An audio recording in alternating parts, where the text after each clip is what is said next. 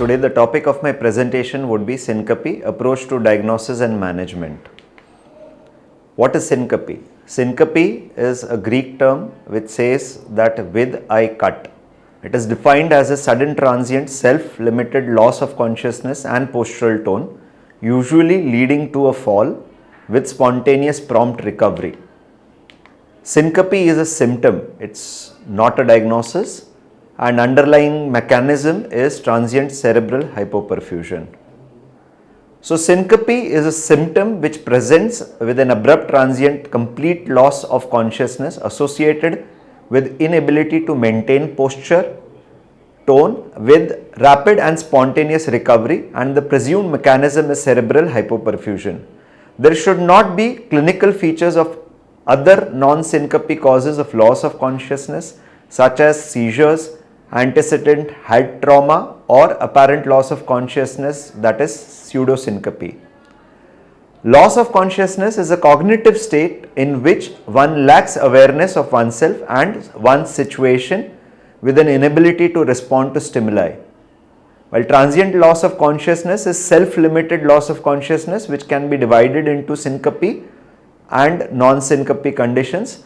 Non-syncope conditions include seizures, hypoglycemia, metabolic conditions, drug or alcohol intoxication or concussion due to head trauma. Pre-syncope is the symptom before syncope, and the symptoms should include extreme lightheadedness, visual sensations such as tunnel vision, gaying out, or a variable degree of altered consciousness without complete loss of consciousness. Pre-syncope could progress to syncope or it could abort without syncope. Unexplained syncope is where the cause is undetermined after an initial evaluation that is deemed appropriate by an experienced healthcare provider. The initial evaluation but is not limited to history, physical examination and at least an ECG. So the guidelines do suggest that if you have a loss of consciousness due to head trauma, you then further evaluate in related to neurological issues. For a non-traumatic loss of consciousness, it can be either syncope, seizure, psychogenic or some rare syndromes like subclavian steal, TIAs or hemorrhage or holding spells. So when we focus on syncope per se, there are three major parts to it. The most common causes are reflex syncope, which will include a vasovagal syncope or carotid sinus hypersensitivity or a situational syncope. Cardiac causes of syncope, though less common, are more likely to have increased morbidity and mortality, and which will include arrhythmia or structural heart disease. Orthostatic hypotension as the age progresses is more common and is associated with structural damage with autonomic neurological symptoms, or it can be because of inadequate venous return because of volume depletion or pooling. So the classical causes of syncope will include reflex syncope, as we discussed, vasovagal, situational, carotid sinus hypersensitivity and other rare forms. The patients with orthostatic hypotension wherein the blood pressure falls, it can be related to drug related volume depletion, primary autonomic failure or secondary autonomic failure, which we will not discuss in details. And lastly would be cardiac syncope, which is arrhythmia as a primary cause, be it bradycardia or tachycardia, and structural cardiac issues like aortic stenosis, myocardial ischemia, high infarction, HOCM, cardiac masses, pericardial tamponade or valve dysfunction. Rarely you will find syncope in pulmonary emboli, aortic dissections and pulmonary hypertension. So etiology wise, the reflex mediated predominates, cardiac causes are then and neurological are very rare. Orthostatic, depending on the age group, there will be the chances of increased incidence, especially in the elderly. So syncope, you can see nearly 3% of general population per year, 20% of patients have recurrence within a year. Elderly especially it is higher, and it contributes to emergency visits and hospital admission significantly. More importantly is the cardiac syncope, wherein the mortality is as high as 50% at 5 years, but with non-cardiac syncope it is very low. So to evaluate any syncope you need to rule out a cardiac cause, otherwise the morbidity and mortality is very less. So syncope morbidity, it can be related to falling down, fractures, motor vehicle accidents. Minor injury is not uncommon with syncope. How do you diagnose it? So most important diagnosis of syncope is history and physical examination, which contributes to nearly 50 to 85% of the diagnostic yield. Very important to include postural fall in blood pressure as well as carotid sinus massage in diagnosis for physical examination. ECG yield increases only by 2 to 11%. EP study with structural heart disease, the yield is higher as compared to without structural heart disease. Tilt table testing should be done in patients without structural heart disease, and the yield can vary from 10 to 87%. Ambulatory ECG monitors like Holter, external loop recorder do not increase the diagnostic yield, especially if the patient's symptoms do not match. Insertable loop recorders, which monitor the heart rates for nearly 3 to 4 years, would increase the yield. However, they are not very specific. Neurological evaluation does not carry any advantage. So, doing a CT scan or a MRI or a carotid Doppler in syncope does not change much. How do you come to know from history and physical examination whether it is a neural mediated syncope, arrhythmia related, or a neurological syncope? So if you have a young patient with multiple episodes which occur mainly on standing, having a premonition of more than 4 to 5 seconds associated with nausea, warmth, sweating, lightheadedness, and during the event if the patient has pallor, sweating, dilated pupils, there can be a incontinence or a brief myoclonic jerk, even a neurally mediated syncope. However, residual symptoms are only fatigue and most of them are oriented. With arrhythmic syncope, they are generally elder. They generally have had prior fewer episodes and can occur either in supine, sitting or standing. The premonitory symptoms are of lesser duration and they may be associated with palpitations. During the episode, they become blue, not pale, and there may be incontinence and a clonic movement. Generally, they are oriented once they recover. Whereas in neurological issues, that is seizure related, there may or may not be a aura, there may be frothing, tongue bite, and the blood pressure increases in that, incontinence, tonic-clonic movement, and they are generally longer lasting with post-ictal confusion as well as muscle ache predominantly.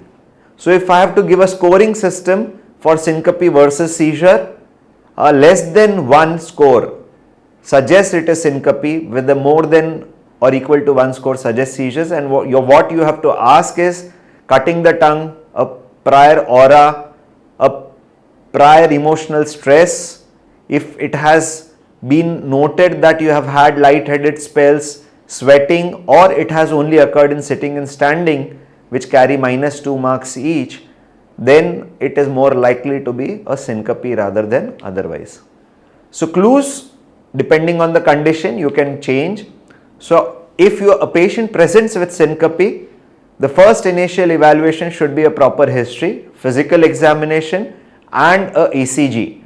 So all patients with syncope should have an ECG, and based on that you can do a blood testing, you can do a tilt table testing or autonomic evaluation, or a Holter or echo or EP study, or a neurological as the last. So historical characteristics of increased probability of a cardiac syncope include older age group, male patients, patients with known structural heart disease, or patients having coronary artery disease or LV dysfunction, patients having palpitations or no prodrome at all, syncope on exercise or in supine position, a patient who has an abnormal cardiac examination or there is a family history or a known congenital heart disease are likely to have a cardiac cause of syncope, while the other age group like younger with pre-syncope, only positional, having a good prodrome, having triggers and recurrences over a long period of time are generally non-cardiac in nature. If you want to know whether it is high risk or low risk, a patient who has high risk syncope would be a patient who has associated cardiac symptoms like chest pain, breathlessness, or patient who has syncope on exertion, or a patient who has syncope on supine position. A patient who has palpitation immediately followed by syncope is likely to have a higher risk. No warning sign, family history and patient having syncope are a minor high risk criteria. Past medical history, if the patient has structural heart disease or a coronary artery disease or prior congenital heart disease, are higher risk. On physical examination, if there is low blood pressure, if you have bleeding or bradycardia or a murmur, they come into high risk. On a higher risk ECG, if you have STT changes, you have bradycardia like an AV block or slow atrial fibrillation or sinus bradycardia or a pause of more than 3 seconds, you have bundle branch blocks or intraventricular conduction defects or LVH, or patient with Q waves, abnormal Q waves, or patient has ventricular arrhythmias, VPCs or non-sustained ventricular arrhythmias, or patient has specific patterns like Brugada pattern or a QT which is prolonged, or patient has had a device, these are all at high risk. Minor high risk would include patients with atrial fibrillation, WPW, short QT, a patient who had T-wave inversions or ARVC kind of presentation are also at risk. So how do we evaluate? Specific tests if there is no structural heart disease on echo or ECG, like patient seeing for postural fall, 3-minute standing, carotid sinus massage, and at least do a ECG monitor like Holter ILR or ELR. Specific tests if there is structural heart disease on echo or there is an abnormal ECG, in EP study in addition or an adenosine test can be done. So if you have a syncope and there is low risk features only, the patient can be discharged, and because there is most likely to be a reflex in nature. If the patient has high risk features, they should be admitted and evaluated properly, and if it is neither high nor low, you can take a clinical discussion.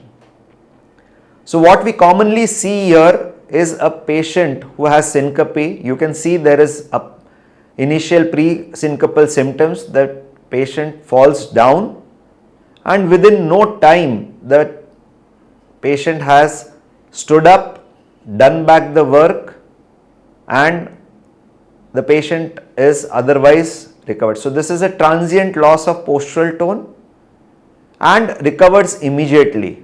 The child is able to do the normal work and goes back.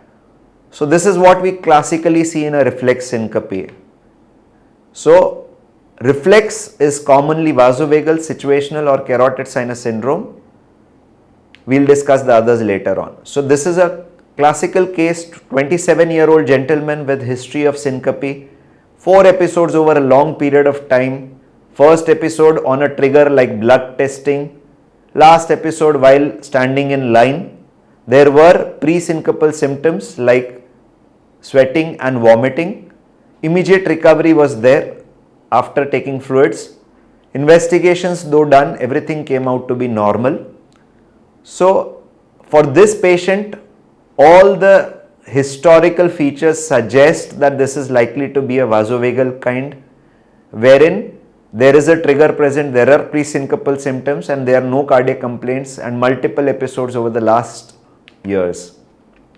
So many precipitating factors can be there: hot weather, prolonged standing, which are the most common, then lack of food, emotion, movement, sitting, early morning, injectables especially or after alcohol are very common. The symptoms can vary from lightheadedness, fatigue, blurred vision, sweating, nausea, palpitations to a little bit extent, dizziness, abdominal pain many a times. So here in whether to do a TIL testing or not? Patients should undergo TIL testing if you suspect these kind of reflex syncope, orthostatic hypotension, POTS or pseudosyncope like of symptoms. So in addition, you should understand that a negative TIL test response does not exclude the diagnosis. It's very important to understand. Sensitivity and specificity are acceptable. However, they are not very positive. Predictive value is not very great. So TIL testing may be helpful in separating syncope from abnormal movements from epilepsy. It may be of value in distinguish syncope from falls, and it is helpful from a pseudosyncope also. It can also be used to assess the efficacy of a drug.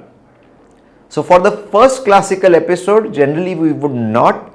However, it is useful if the diagnosis is in doubt, or if there has been an injury, or if there has been an unwitnessed syncope, or there can be multiple contributing factors like patient is on medications of antihypertensives, or patient is having Parkinsonism taking medications. If you have recurrent episodes of syncope with high likelihood of reflex, then a HUD test or a TIL table testing is good to do, because it makes the patient more aware, more sensitive, reassuring regarding the condition, and the patient can decide how and which lifestyle modification will help. The kind of response also gives a clue to the possible treatment offered. So that is when we do a HUD test. As you see, that positive rate is less as the patient is having a prior episode of unexplained syncope. So how do we do a HUD test? There is a mechanical table or a electromechanical table where it can be motor driven also. You have to keep the patient tilted at an angle of 70 degree for around 20 to 30 minutes with or without any injectable medication like isoprenaline or NTG sublingual. The patient, if has syncope, can have a transient clonic movement, as you can see here. You can make the patient lie down immediately and teach them maneuvers. Sometimes you can have long pauses, and that doesn't mean that the patient requires a pacemaker. As you can see here, there is gradual bradycardia occurring and then a pause comes, which suggests a vagal activation, and this can be treated by lifestyle modification. So response to vasovagal syncope during HUD can be divided into three major types. That is a mixed type, which is most common, wherein the heart rate rises initially, falls at the time of syncope but stays more than 40 per minute, or falls for less than 40 per minute for less than 10 seconds with or without asystole of less than 3 seconds. For a blood pressure part, it may rise initially, falls before the heart rate falls. In a cardio inhibitory type without asystole, the heart rate rises during the test, falls to less than 40 for a period of more than 10 seconds, and possible asystole but less than 3 seconds pause. Here the blood pressure falls again before the heart rate falls. With asystole, the asystole is more than 3 seconds, and here again the blood pressure falls at the time or before the heart rate falls. Vasodepressor, on the other hand, the heart rate doesn't fall much. It is less than 10% in respect to its peak level, while the blood pressure fall is more than 60% in respect to the basal value. So if you have a vasovagal response, or you have a typical vasovagal syncope based on the historical features, the main thing that you have class 1 recommendation is education on diagnosis and prognosis, which is very good. Options like giving compression stockings, increasing the salt and fluid uptake are class 2A and class 2B. Drugs like midodrine can help in recurrent syncope with low blood pressures. So you can give midodrine at a starting dose of 2.5 mg twice daily, increasing to 10 mg twice daily. Fludrocortisone is a class 2B indication and is given in a dose of 100 microgram per day. It can cause fluid overload. Other medications like beta blocker, orthostatic training, SSRIs or pacing therapy have not been proven to be much effective unless it is done in selective cases.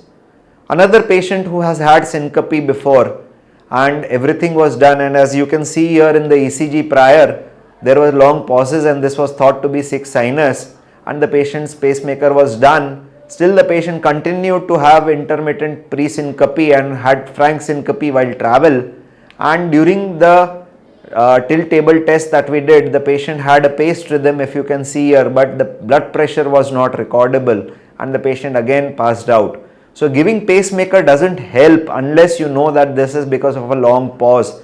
It cannot prevent hypotension. It can just delay the onset of syncope and teach patients to do maneuvers rather than rely on the pacemaker to treat the syncope. The second cause, which is not very common but a reflex cause, is a patient who has a syncope on turning the head suddenly, and the discomfort was there in this patient since last 3 months. Investigations done were all normal. So carotid sinus massage should be done in such patients, especially the elderly who give a history of having syncope on movement of the neck, especially seeing upwards or seeing on the sides. So it should be done during the head up tilt table test, or it can be done in supine position also. You have to massage the carotid area or pressure, give pressure for 5 to 10 seconds, right followed by left. You can have two types of response. You can have a asystole more than 3 seconds, or you can have a AV block. The blood pressure can also fall of more than 50 millimeters of mercury. If it falls, it is considered to be positive. So blood pressure monitoring ideally should be done on a pulse oximeter simulated blood pressure recording, which is not commonly available. So frequent blood pressure recordings is what is important. So if you have a carotid sinus massage causing symptoms, then the patient is likely to have carotid sinus sensitivity, and if you have asystole without, which does not respond to atropine, it is mixed form. If the patient responds to atropine, it is the cardioinhibitory type. If the patient has no asystole, it is predominantly vasodepressor. And here, if you have asystole, then a pacemaker would help. However, a vasodilator syncope would not help. So lifestyle modification would include avoid vasodilators and avoid tight neck collars.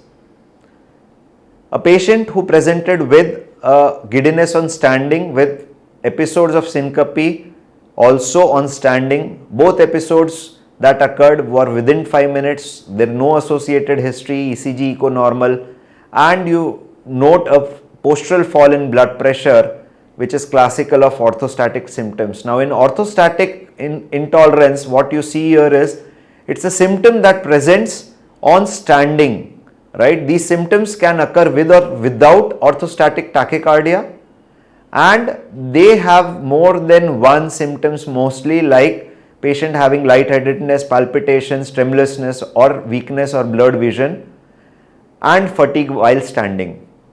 Orthostatic tachycardia, on the other hand, is defined as a heart rate which increases by more than 30 beats per minute within 10 minutes of standing.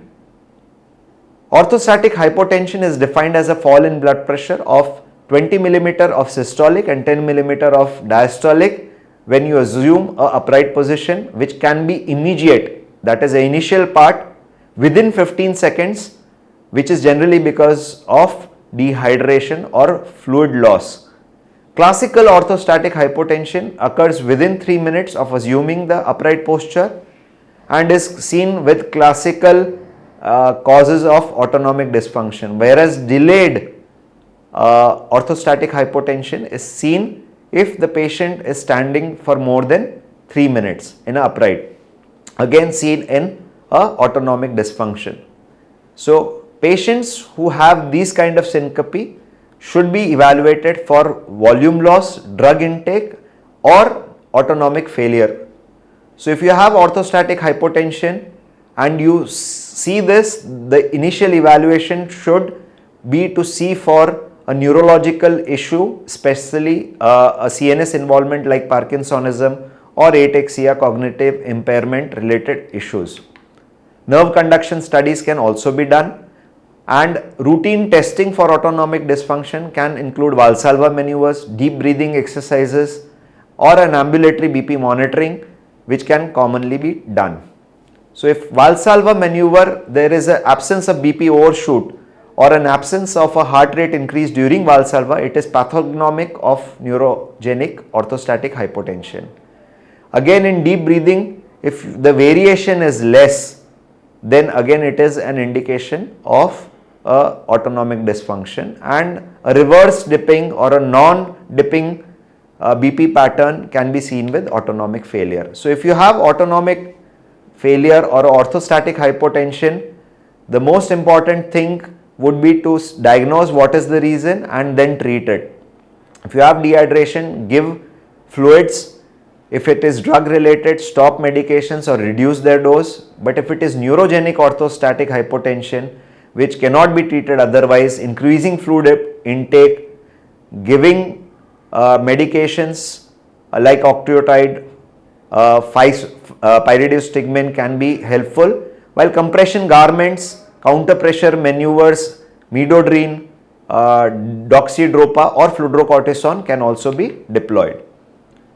Coming on to the major cardiac cause of syncope, wherein the arrhythmias can be brady or tachycardia with or without structural heart disease. It can be hypotension related to a low cardiac index, which is related to MI, ischemia or coronary artery anomaly.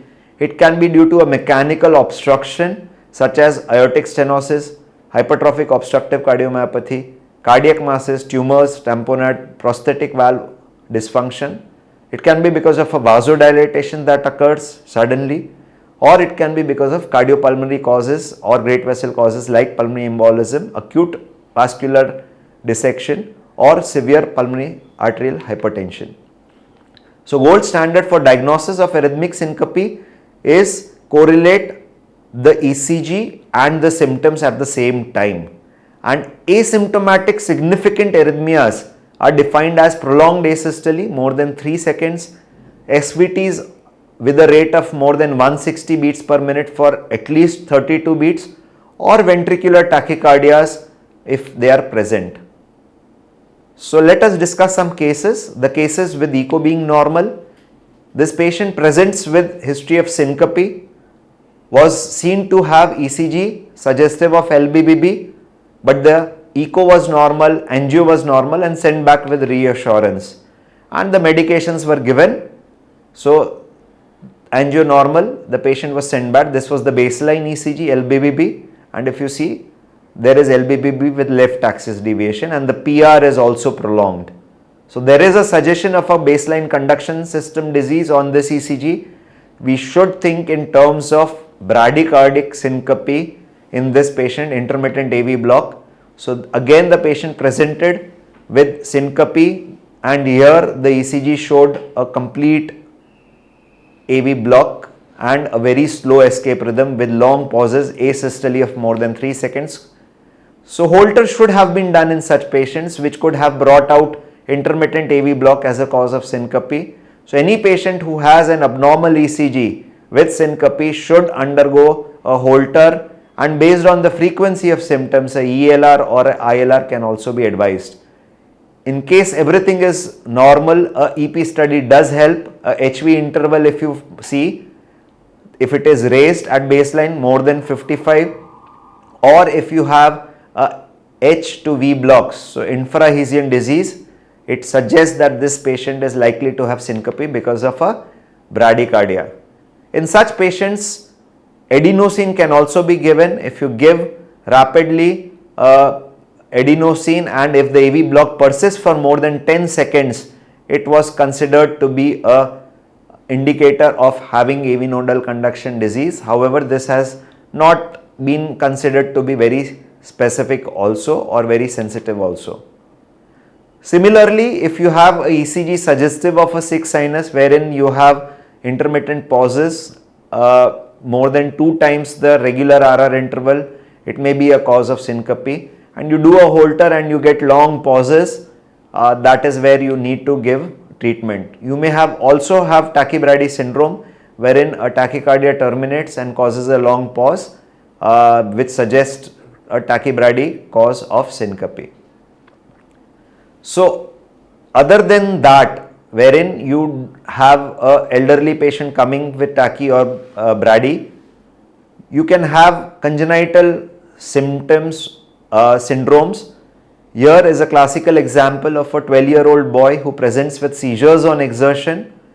Now, if somebody has seizures on exertion, whether that is a trigger for seizure, which is very less likely, so you should consider, especially if a child who is on anti-epileptics and that is not controlled, you should definitely consider. And if you have a ECG done and you see this long QT, it is very likely that the seizure is not because of a neurological cause, it is because of an arrhythmia. And the arrhythmia with a long QT is likely to be a torsades. So this child had torsades, we just treated the child. On a baseline, if you have a family history and a long QT syndrome, it generally says that this is congenital long QT syndrome and should be treated accordingly. Holter helps, so getting a torsades, pause dependent torsades can be there in patients with long QT. So if you have pause dependency, they are generally long QT 2 or 3, while if you have exercise related, generally they are long QT 1. This lady with history of recurrent syncope, again on exercise, not controlled on anti-epileptics, with family history in the of seizures in the sister. Baseline ECG, except for mild STT changes, doesn't show long QT or otherwise. So the patient was taken up for a HUD test and isoprenaline was given, and what you could see here, or you can do a treadmill test. This is a classical bidirectional ventricular tachycardia that is occurring, degenerated into a polymorphic tachycardia, classical of a CPVT, and the genetic testing was also positive. Similarly, if you have PVCs which are there, these are classical PVCs of RV outflow tract, and if you see that the patient has exercised on treadmill test, the tachycardia can become sustained. This becomes a ventricular tachycardia, sustained ventricular tachycardia, which is induced by exercise, causing presyncope and syncope. A child who comes with presyncope and no triggers as such, and palpitations are present, and you could record a ECG which shows a fast, broad, irregular tachycardia, suggests atrial fibrillation, WPW pre-excitation.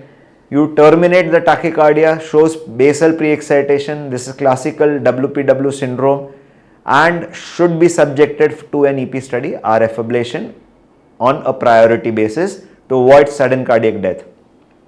In patients who have cardiac complaints with or without abnormal echo, these patients should be on priority to be evaluated very aggressively.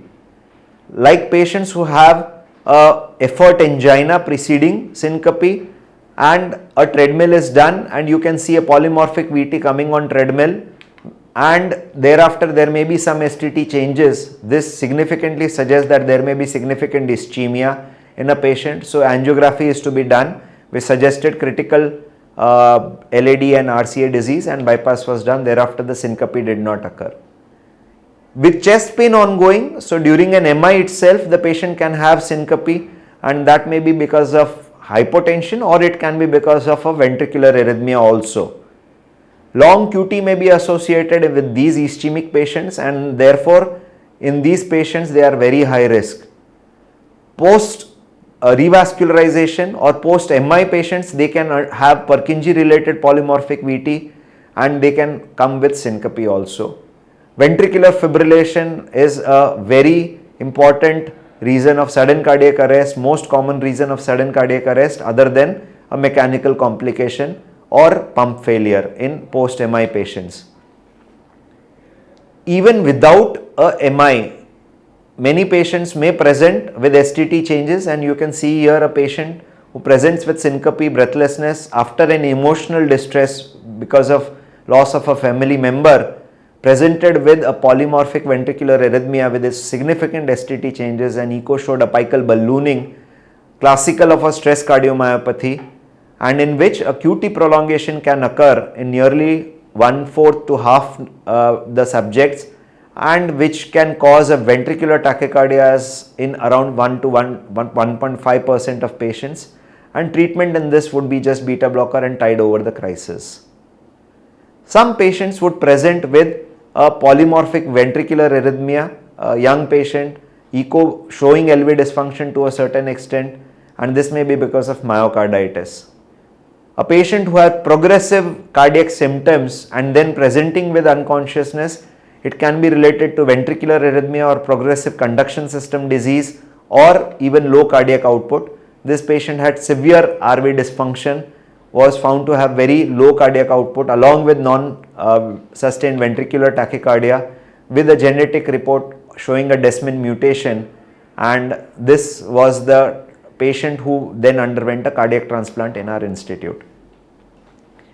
Patients who have exertional chest pain, giddiness and exertional pre-syncope and a baseline ECG showing LVH, the differential should be aortic stenosis or HCM, and this patient on echo showed a severe aortic stenosis.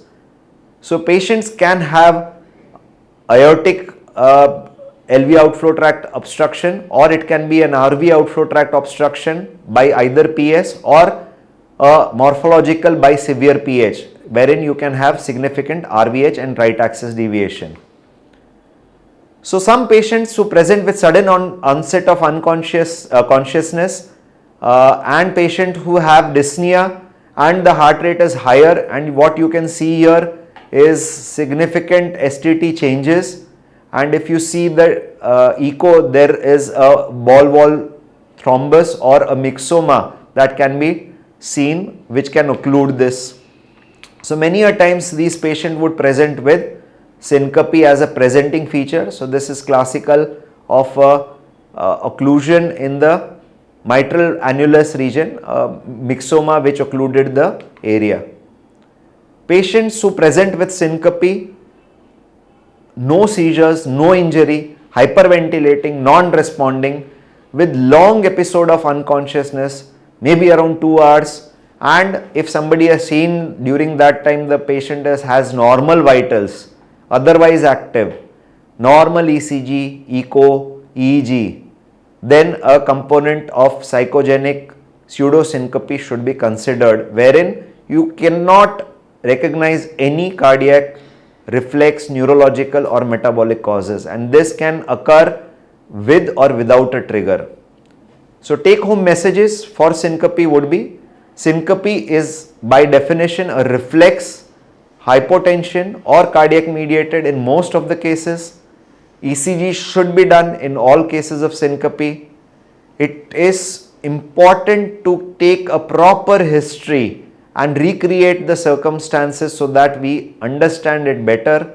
Always keep an open mind, as the diagnosis may suddenly change from an epilepsy to arrhythmia.